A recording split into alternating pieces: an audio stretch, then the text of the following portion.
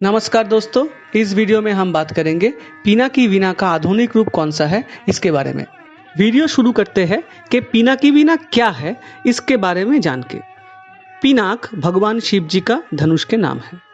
मतलब ये हुआ कि ये धनुष जब वाद्य यंत्र के रूप से व्यवहार किया जाता है तब इसको पिनाक वीणा बोला जाता है। और जो पिनाकी वीणा है उसका मतलब है कि जो पिनाकी मतलब भगवान शंकर उनका वीणा।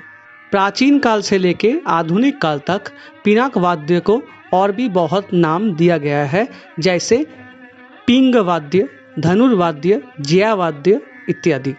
आज भी बहुत सारा आदिवासियों के पास ये यंत्र या तो फिर ये वीणा देखने को मिलता है। वीणा के रूप में इस वाद्य का सर्वप्रथम उल्लेख नाना भूपाल का भारत भाष्यम में हुआ है।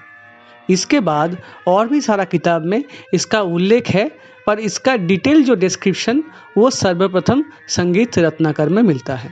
इसके अलावा रघुनाथ भूप के संगीत सुधा, सुधा कलश का संगीत उपनिषद सारोद्धार, महाराणा सवाई प्रताप सिंह का संगीत सार, अहोबल का संगीत पारिजात और भी अन्य ग्रंथ में इस वीणा का उल्लेख और डिस्क्रिप्शन मिलता है।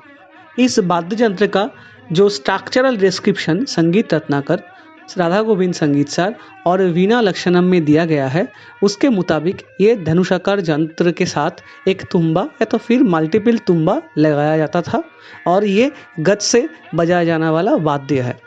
तो शुरुआती क्वेश्चन में जो 4 ऑप्शन दिया गया है कि सितार, वायलिन, दिलरुबा और इसराज, तो इनमें से कौन होगा आंसर?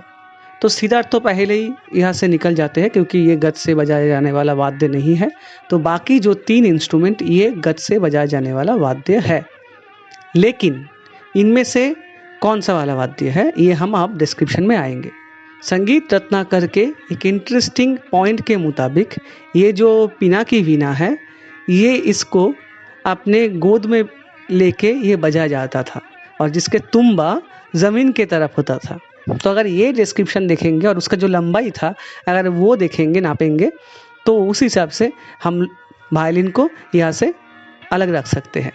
आधुनिक वायलिन का जो उत्पत्ति वो यूरोपियन कंट्री में हुआ है और कुछ थ्योरी के मुताबिक ये वायलिन रावण हस्तक यंत्र से उत्पन्न हुआ था। अब ये रावण हस्तक यंत्र भी गज से बजाया जाता था।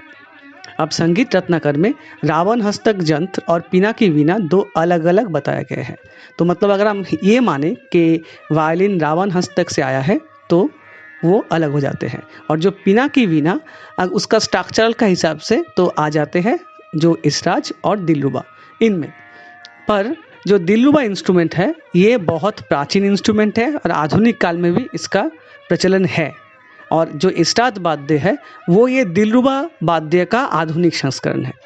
तो इसी हिसाब से अगर प्रायोरिटी हम देते हैं तो उस हिसाब से जो आधुनिक वाद्य दिलरुबा इसका सही आंसर होगा। पर इसराज का जो व्यवहार वो दिलरुबा से आजकल ज़्यादा होता है। उसी हिसाब से अगर देखेंगे तो इसका आंसर इसराज भी होगा। तो अगर प्रायोरिटी और व्यवहार ये दोनों को नज़र रखते हैं तो उसी हिसाब से हम इसको इसराज ही बोलेंगे और इसराज ही इस क्वेश्चन का आंसर है।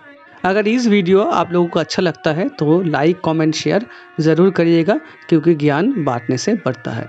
धन्यवाद।